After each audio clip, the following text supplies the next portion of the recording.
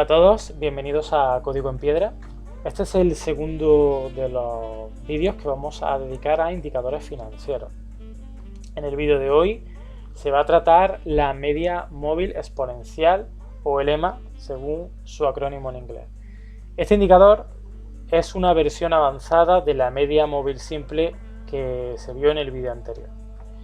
Bien, si la media móvil simple, lo voy a hacer rápido, si la media móvil simple era el sumatorio de los precios de cierre por el número total de precios de cierre que teníamos, esto conlleva el problema de que no se le da más valor a ningún precio de cierre que a otro, es decir, todos los valores tienen el mismo valor. El EMA vino a solucionar eso. Se consideró que los valores más recientes debían tener más peso sobre los más antiguos. Así que de esa manera la fórmula del EMA se calcula como el precio de cierre del periodo actual por un multiplicador que pasaré a desarrollar un poco más adelante, más el EMA del periodo anterior por 1 menos el multiplicador. Bien. Aquí hay un par de cosas a destacar. Primero, lo que más llama la atención es que el elemento definido está incluido en la definición. Es decir, para calcular el EMA requerimos calcular el EMA. Bien, esto a nivel de programación se traduce como un método recursivo, que veremos ahora más adelante cuando nos pongamos con el código en Java. Y lo segundo a reseñar es este multiplicador, que aún nos queda por explicar, que es el responsable de darle más peso a unos cierres que a otros, ¿de acuerdo? Entonces, el multiplicador se calcularía de la siguiente manera. El multiplicador sería un factor de suavizado que normalmente, hasta donde yo he visto, en todos los manuales y en todas las páginas que he visto, se emplea el 2, el número 2, suavizado entre 1 más número de periodos. Bien. Este 2, aunque siempre se emplea el 2, no necesariamente tiene por qué ser 2, le explico. Si se aumentara su valor, esto implicaría, lo que estamos indicando es que le estamos dando más peso a los valores más recientes. ¿Ves? Si aumentamos este número, le damos más valor a los precios, a los valores más recientes. De igual manera que si reducimos el número de periodos, conseguimos el mismo efecto, le damos más valor a los valores más recientes. Supongo que por eso, como se puede cambiar por un lado como por otro, debe ser esa la razón, supongo, por la que normalmente se emplea siempre el número 2, hasta donde yo he visto. Mientras que los periodos sí son modificables, ¿no? Sí son variables. Entonces, en el método que vamos a desarrollar, los comandos que vamos a desarrollar, va a ser así. El número 2 se va a mantener hardcodeado y los periodos serán variables a voluntad del usuario. Bien, para explicar un poco mejor esta fórmula, vamos a realizar un pequeño ejercicio en Excel. Bien, dado un listado de precio de cierre, vamos a calcular su EMA, su media móvil exponencial y la media móvil simple, ya que nos va a servir. Vamos a necesitar para ello el número de periodos, que esto lo indica el usuario, y el multiplicador. Bien. Lo primero que vamos a hacer va a ser contar a ver cuántos valores tenemos. Contamos esto. Vamos a fijar el primer valor y la primera columna. Bien, primero 1 tenemos al final. Tenemos 42 precios de cierre, ¿de acuerdo? Y en la siguiente columna, la media móvil simple. Vamos a ampliar esta fórmula. Cambiamos contar por promedio.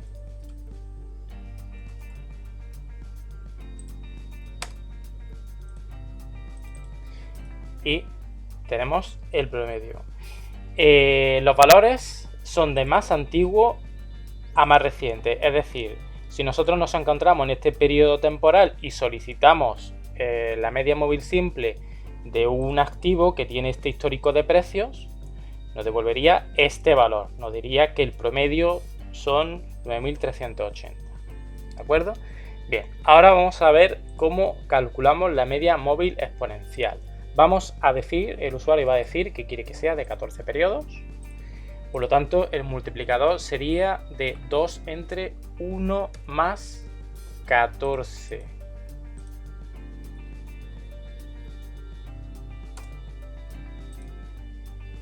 Se me ha colado esto aquí. Bien. 0 con 1,3333 periódico. Vale. ¿Cómo sería la fórmula del EMA? Bien, vamos a ver. Si nos encontramos en el valor 1, si nos encontramos en un valor que sea inferior al número de periodos que está demandando el usuario, esto lo fijamos, la celda se tiene que encontrar en blanco. Si, por el contrario, nos encontramos a un nivel que tenemos por debajo los mismos periodos que estamos exigiendo, cogeremos el valor de la media móvil simple. Y en caso contrario, que ya sería el caso en el que nos encontramos por encima, calcularemos el EMA con la fórmula que había indicado, que sería el valor actual por el multiplicador. Vamos a fijar el multiplicador.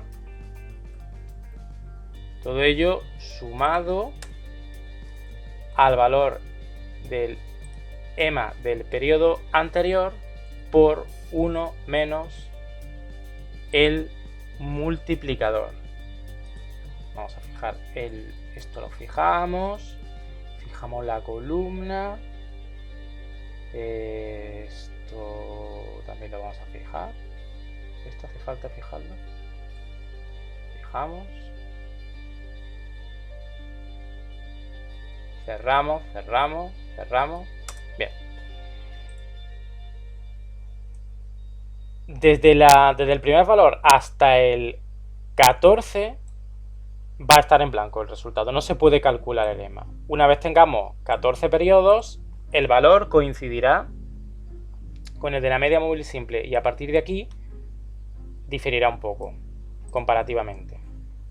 Bien, ¿qué significa esto? Bien, nosotros al indicar 14 le estamos exigiendo una cantidad de datos sobre la que respaldarnos. Por lo tanto, si no tenemos datos suficientes, no se puede calcular, como ocurre en este punto.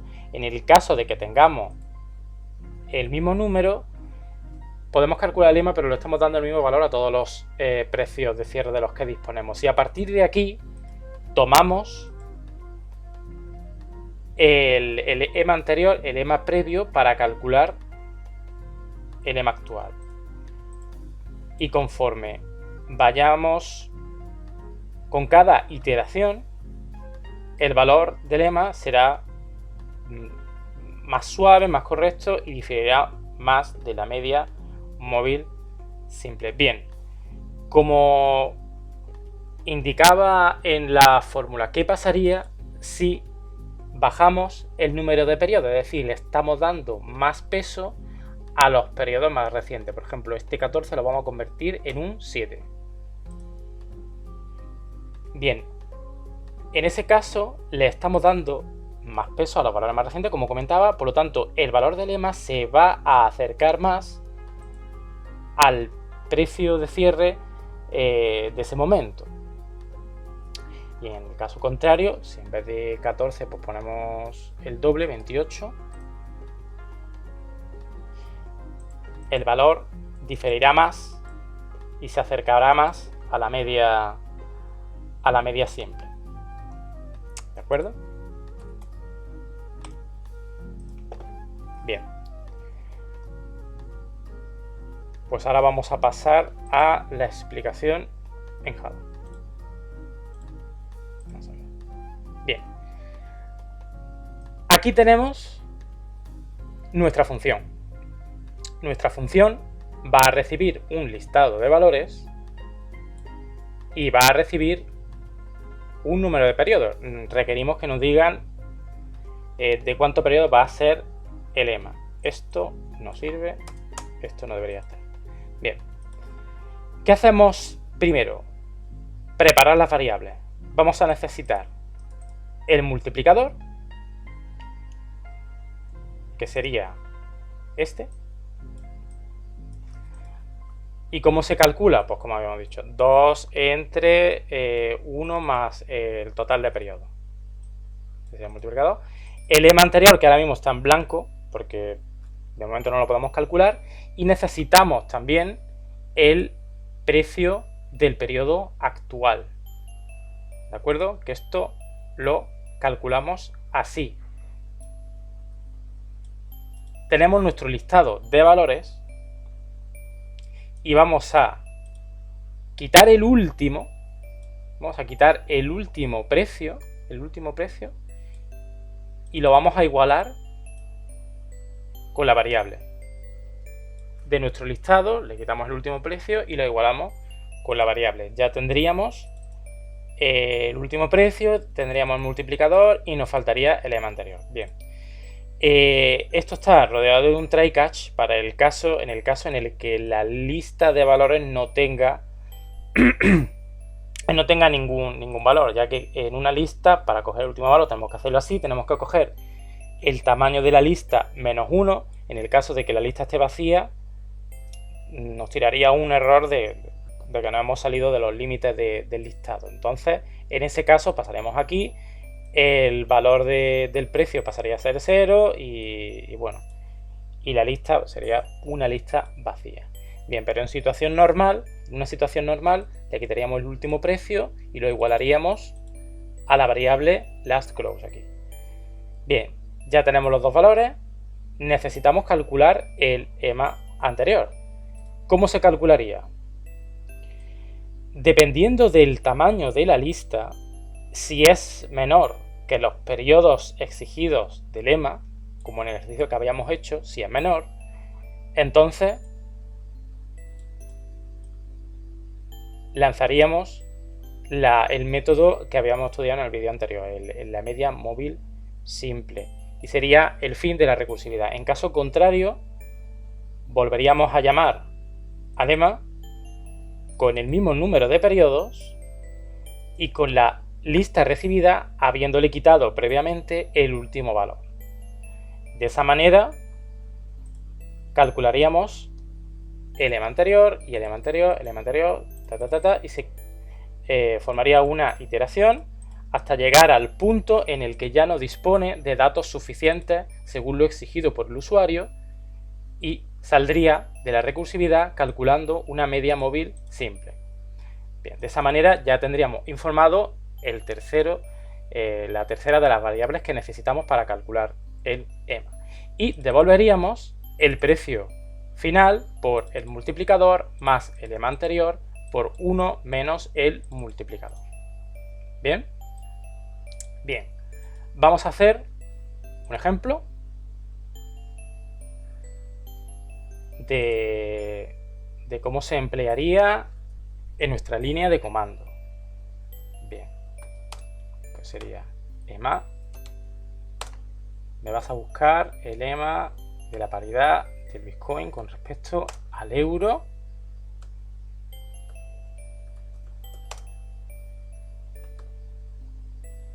Con unos periodos de 14.